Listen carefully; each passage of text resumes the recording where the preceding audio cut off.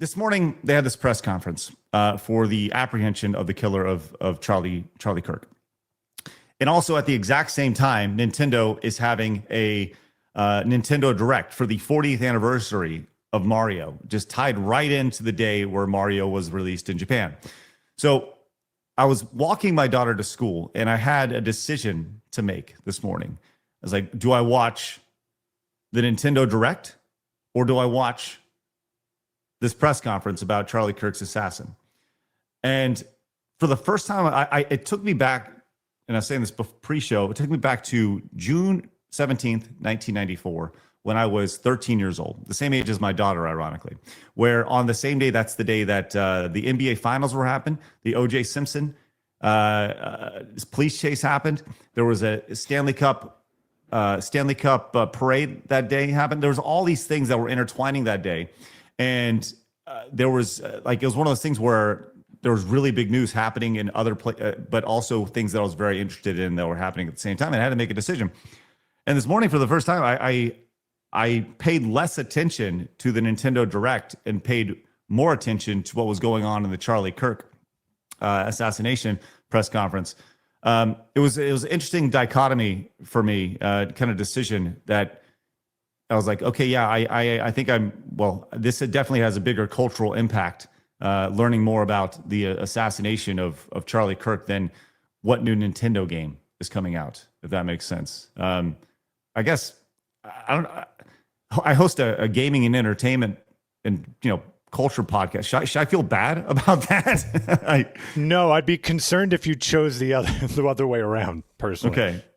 Yeah, let me just TLDR you. You're going to spend $90 now for the same Mario game you bought 10 years ago. So that's what you missed on Nintendo. And from that point on, I think there are other things that are more important. Yeah. And pointed out, and Jennings in the chat says life is greater than games, right? And I think that's a really good sentiment. There's this is life here that we're talking about. This has ramifications across the board. So let's actually get into this press conference here. We learned a lot about this assassin. A lot of the things, people saying that it's an inside job, blah, blah, blah. But when you look at when you just look at things in black and white, sometimes the most simple answer is right under your nose. And so we had this 22-year-old Utah resident, Tyler Robinson, taken into custody, turned in by his father. The killer then confessed to his father, who is a 27-year veteran of the Washington County Sheriff Department. His father then contacted authorities and secured his son before he could be taken into custody. I mean, I think that's Ray, you were saying before, just as a dad, I can't even imagine. My daughter just turned 16. This kid is barely older than my daughter. I mean, he's a grown adult. I think he should be prosecuted to the fullest extent of the law as a grown adult. I want to say that right from the top. But man, he's a kid. And, so many times we see these tragedies, and the reality of it is, man, like, you can say whatever you want. Our children are being radicalized. Every single thing that's happening in this public school system is radicalizing our children. I have to sit my kids down almost every single day and decompress with them about the garbage that these teachers who are not, they're not guarded. They're not watched. There's no accountability for what the teachers say in class. I literally watched a 5-minute video this morning of a mom crying her eyes out because her children came home from school in a high school social studies class, basically, and said that when the news broke that Charlie Kirk had died, the class erupted into cheers. Right. In like a 10th, 11th grade classroom in high school. And the teacher did not stop and tell these kids that they're being out of pocket, did not stop them that they're being inhumane, did not stop and say that this is evil, that you're reacting this way. They're moving that narrative forward and saying, well, he was a bad guy and he found out and he deserved. And so, like, man, just the stuff that's being shoved down our kids' throats. And you look at this kid, this is a direct response. I mean, I ultimately think that we're all responsible for the decisions that we make. But we keep baptizing our children in just this garbage culture. And there's so many times ostracized. My daughter, without me even having to tell her, was like, I just don't talk about this stuff, Dad. Because like there's no win for me to have an opinion when I disagree with what I see all day long, every day. Well, we're going to get into the radicalization of this kid, because if you go back to these pictures real quick, these were taken from the mom's Facebook page, right? And this kid, He's been handling guns for a long time. You look at the dates of these things right here. This is when he's, kid. This is 8 years ago at this point. He's, 14 or whatever. Yep. But right here, 2021, happy 16th birthday. He's a leather working, gun toting, cowboy loving, brilliant kid. He has so many talents, and it's been so fun to watch and develop. Love you, Austin. Right now, I'm guessing this is maybe his brother, perhaps. Right. I'm guessing right here, but you can kind of see this is Tyler here. Because his brother would be 16. So this is brother here. So they were raised in the outdoors. They're raised with a family, a mother and father, and this is this kid graduating here. And this was this kid Tyler getting a scholarship to school. Okay. Congratulations. You have been selected to receive the Resident Presidential Scholarship from Utah State University. The value of this scholarship is approximately $32,000. This scholarship is available for 4 years or 8 semesters. So, like, good kid, head on his shoulder. So what happened? What happened? I mean, it like, you got to ask yourself what happened. And we'll get to that in a little bit.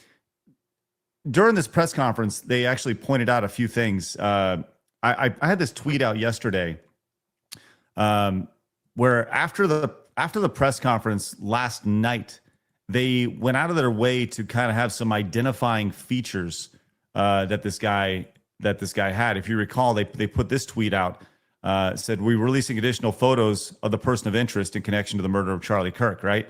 And they had these, and none of it was his face, and it didn't make sense to me at all. I was like, how come they don't just show you this kid's face, right? And they specifically mentioned his hat, his shirt, and his shoes. Well, it actually makes a lot more sense because his shoes, motherfucker didn't even change his shoes. Yeah. These are the shoes that he had on. This is the shoes like in these pictures that are on Facebook right here. So that's why they kept mentioning the shoes here. Engineering student at Utah State University over here. So let's actually there's so much here. I don't know. First and foremost, y'all's initial reactions to kind of seeing this. Just speechless. I mean, honestly, like I said, as a dad, your heart aches for that father who his son comes to him and says, "I did this." And I mean, again, this is alleged at this point in time, I guess, but like his son comes in, confesses to him, and within minutes, he's securing his child and having authorities come for one of the most heinous assassinations that we've seen in our country in a really, really long time. And so like to me, my heart breaks for the family, and I'm sure that they're responsible to some level. I think that like family structure is super important, but man, like I've been all morning trying to put myself there as a dad. I just can't do it. Like I cannot get in the mental space of what that has to be. Phoenix, your thoughts? I'm just looking at this more just from a standpoint of just, it's starting to make sense for me as far as I'm taking the emotion out of it, and just it's starting to make sense how this guy did what he did. He had it appears that he may have had some training. He comes from his father, I believe, was in law enforcement to some degree. So it kind of makes sense because I was wondering not only how did he get it done. The shot appeared to be fairly skillful. I'm not a gun person, so I don't know. But then the fact that he was able to get away, like it just seemed like a lot of people were wondering if this was kind of like a professional hit because of how no one could figure out who this guy was. And it's starting to make sense. Okay, the kid had some actual training. So for me, there's dots that are being connected there. So Phoenix, as a gun person, I have two thoughts. Like he either hit the shot of his life to shoot Charlie in the neck, or he was aiming for his head and misjudged and shot low.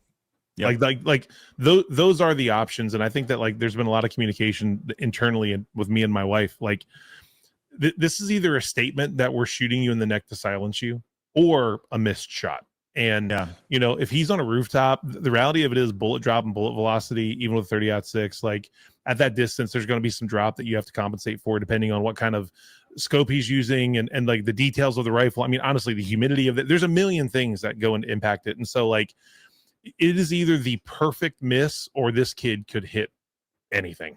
Right. Yeah.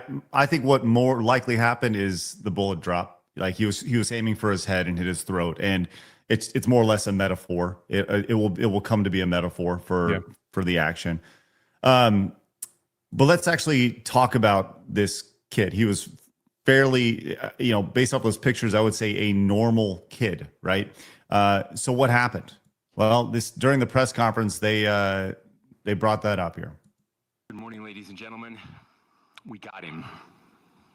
On the evening of September 11th, a family member of Tyler Robinson reached out to a family friend who contacted the Washington County Sheriff's Office with information that Robinson had confessed to them or implied that he had committed the incident.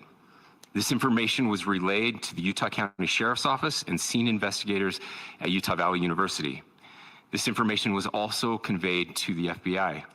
Investigators reviewed additional video footage from UVU surveillance and identified Robinson arriving on UVU campus in a gray Dodge Challenger at approximately 8:29 a.m. on September 10th, in which he is observed on video in a plain maroon t-shirt, light-colored shorts, a black hat with a white logo, and light-colored shoes. When encountered in person by investigators in Washington County on September 12th, in the early morning hours, Robinson was observed in consistent clothing with those surveillance images. Investigators interviewed a family member of Robinson who stated that Robinson had become more political in recent years. The family member referenced a recent incident in which Robinson came to dinner prior to September 10th, and in that conversation with another family member, Robinson mentioned Charlie Kirk was coming to UVU. They talked about why they didn't like him and the viewpoints that he had. The family member also stated Kirk was full of hate and spreading hate. The family member also confirmed Robinson had a gray Dodge Challenger. How often have we heard that? They became more political over the years. Yeah, I wonder what caused that. What's that? I said, I wonder what caused that. Right. Like it doesn't coincide with going to a public university at all. No. And the irony of this, I think there's a lot of reasons to this. And once again, we're going to speculate because we're just people talking on the internet right now. Because this is once again, if 2 + 2 does oftentimes equal 4. There's a lot of things that have been said about this kid, his being on a Discord and socialist discords and stuff like that. And, it's, but none of that's been confirmed so far. But what has been confirmed is something that was talked about yesterday before we went live, which was the engravings on the bullets themselves. And this was very interesting to see them confirm that this has actually happened and what was actually on that. And I want to dig into what exactly they were, because this is the first time that we heard specifically what was written on them. So let's go and hear this. That had been engraved on casings found with the rifle. Inscriptions on a fired casing read, "Notices, bulges, capital OWO, what's this?" ? Inscriptions on the 3 unfired casings read, "Hey fascist!" ! Catch! ! Up arrow symbol, right arrow and symbol, and 3 down arrow symbols. A second unfired casing read, "Oh Bella Chow, Bella Chow, Bella Chow, Chow Chow." And a third unfired casing read, "If you read this, you are gay, LMAO." So let's kind of go down those one by one. Notice bulges, and OWO. What's this? You guys, when I heard that, I was like, what does that have to do with anything? Just off the top of your head, do you guys know what those means? The bulges part is, from my understanding, is referring to, I think, trans ideology, or I think it can also be furry, I believe. Right. So here we go. Notices, bulges, and OWO. What's this? These phrases can be interpreted as references to transgender and gender non-conforming identities, possibly alluding to physical characteristics or expressions that challenge traditional gender norms. OWO is an internet slang term often associated with a surprise or curious expression commonly used in online communities, including those related to anime, gaming, and sometimes furry fandoms. So is that like uwu? Is that like how I think it's meant to be kind of like a shock face, I guess. Okay. I've never heard of this before. Blabs, have you ever heard of the OWO? This is not No, my I always wheelhouse. knew the uwu, which is Yeah. UWU, which is just like uwu, like a thank Yeah, you that. kind of thing. But I don't think it's the same at all. I would hope not, at least, because usually the uwu just means thank you, like oh kawaii, like Yeah. not violence. Yeah, Chad is saying that it's it's a furry thing, it's a shitpost thing.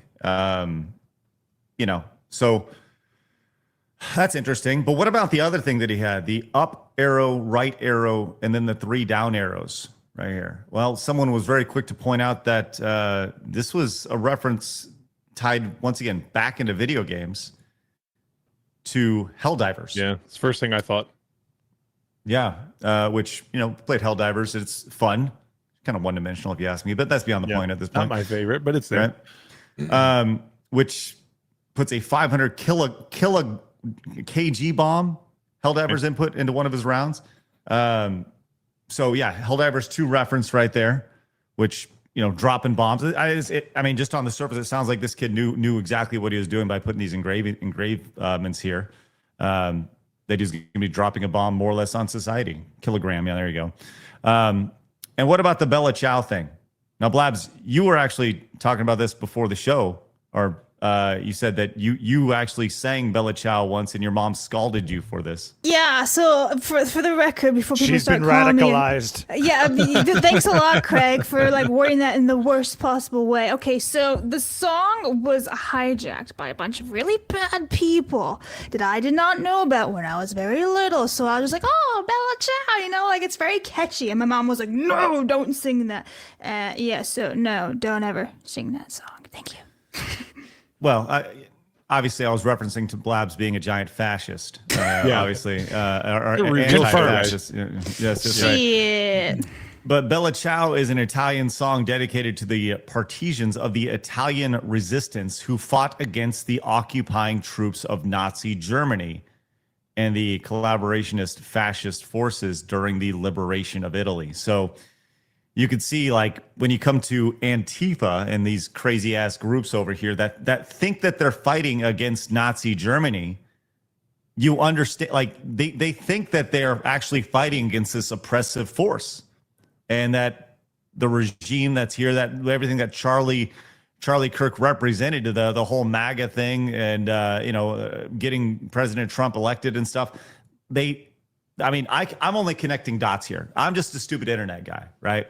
But you can kind of see the connections that are all here, and it's all tied up. It's almost like a playbook for this kid's thought process and ideology, which, going back to the start of this, that didn't look like a kid who'd be writing those things, right? So once again, what happened? What happened here? So now that we have the context for the bullets and possibly the motive, which we don't know, but once again, put 2 and 2 together here, kids. I don't think anybody should be that dumb. We have a pretty smart audience over here. Am I wrong to connect those dots? No. Okay.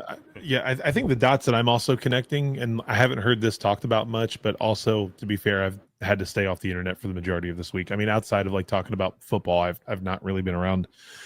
It's so weird to me, and like, I'm not a conspiracy guy, right? And it's never conspiracy until it becomes unpopular. But this is the exact same play that the Minnesota school shooter did in his video manifesto. Every round, every magazine, every weapon was inscribed with all sorts of this propaganda. It's the same play. That's what's weird to me. Like, it's not just that this stuff is happening, but if you're paying attention, there seems to be connections. That's a little too coincidental for me. I think that's you actually seen people online this morning. They're like, so wait, he wasn't gay and he wasn't a furry and he wasn't this, and it's like, you don't have to be those things to be a fucking weirdo. Yeah, you don't. So and okay, so let's actually talk about that reaction. But first, actually, I do want to get to some of your support. So thank you guys very much for your ridiculous support. And Armis came in overnight with a ridiculous donation, which I'll tell you, we're going to hold off on like boob alerts and stuff because we're talking serious stuff. We'll do those in a little bit once we transition to Nintendo talk and stuff. But Wes says they're remaking Fatal Frame 2 for Switch. Not sure why they're doing this the second time. There was a Wii remake in 2008. Thank you, West.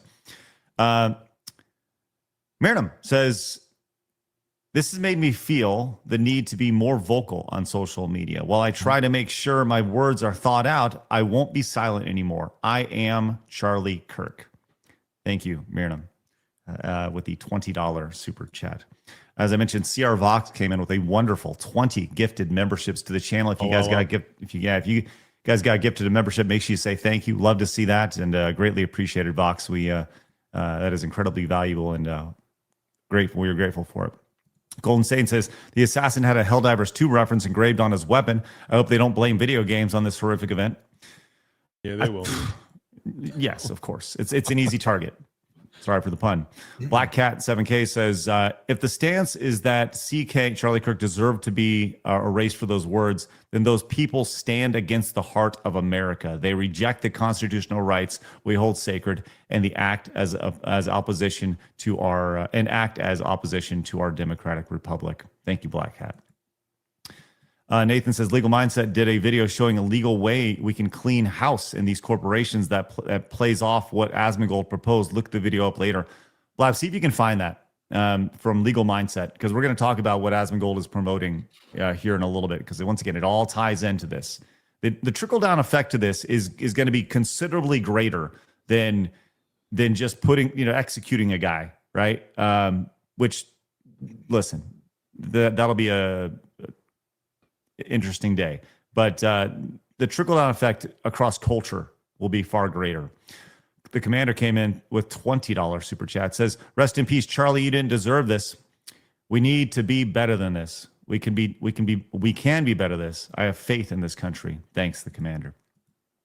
Ministry of Wrong Thing says, I love you guys, but why are we helping make this shit stain famous? Get his face off the screen so we can ridicule him, let him know what a fucking asshole he is.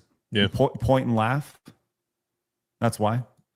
Katie Astronaut says, not my quote, but it's profound. When emotion masquerades as reason, hate will be seen as virtue, and the truths will be seen as hate. Thank you, Katie Astronaut. Shell Beach says the parents outsourced their education and socialization of their kid to a system they were told they could trust. Hell of a way to find out you were cheated. Yeah, man. And the irony of all this is I have a, Ray, your daughter, you said, is 16, and you're having these conversations about college now. Yeah. And is this something that you guys have discussed as far as like, hey, are we going to actually do college, or are you looking at another path forward? Yeah. Our family, I mean, we're a faith-based family. We subscribe to, faith, family, football. And then sometimes food is like the last F that we live by. You know what I mean? All good. And so my daughter, as she left, as an honor student in middle school and went to high school last year. She was a freshman last year. She's a sophomore this year. She got really zeroed in on like Ivy League schools and was like really liberal Ivy League schools. And, I was pretty proud of her. She ended up taking when I was in high school, we called it AP. Down here in Florida, I don't remember what they actually call the class that she's Advanced in. placement. Yeah, that's what it was for me in high school. But it was a college course, basically. Yep. I think they call it like Hope down here or something like that. But basically, she had a 2-year commitment to being in this college level world history class. And in her first week, they had given her a book that was just full of insanity. I mean, it was like the sexual expression of the Greek gods and how people sexually express themselves in their worship of the Greek gods. And we didn't talk to her about it. We didn't even encourage her. She came down one night with a letter that she wrote her guidance counselor that said, hey, I have a moral obligation to tell you that I have nothing to do with this class. I don't want to be in this class at all. That is wild, because I took that course. It's a 2-year course. I took it, and I didn't have that, and I graduated high school in 2014. Her very first book was sexual discovery of the Greek gods and how it relates to, it was a whole thing. And she just, at 15, on her own, wrote a very well put together email to her guidance counselor. It's I respectfully withdraw from this class. This is not something that I can. And so she came to me and I was like, hey, look, if this is your decision, I support your decision on this. And I told her, I said, you got to understand, like, the world's going to be full of this stuff, Bella. The world's going to be full of things that you do and don't agree with. There's going to be things that you're exposed to. And I think the thing is, we walk through high school with you is to make sure that we're anchoring your foundation to be firm. And like, how does that impact you? And if you feel like this is not something you be a part of, I support it fully, and we'll make up your hope classes or whatever it is on the backside. And that's what she did. So lucky for me, I feel like I got a kid with a good head on her shoulders, and we are a very open communication family.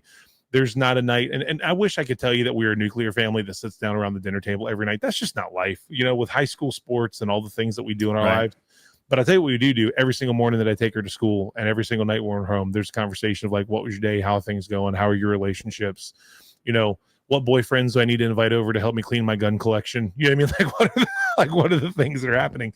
But it's freshman year, day one, for me, just agenda. What did parents do, though? Did any parents say anything? No, to be a part of the class, you had to sign a release form.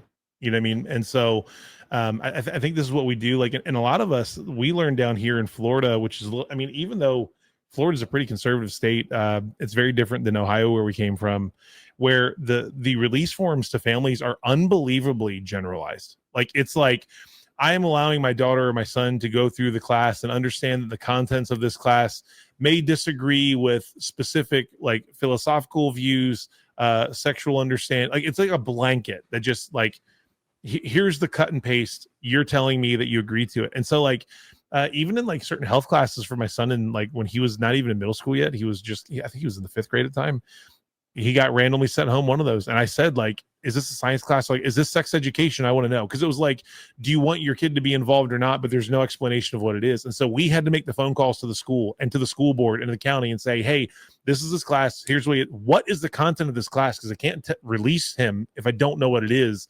And I kind of feel like you're hiding behind your document. And that's just what it is to parent in 2025 right now.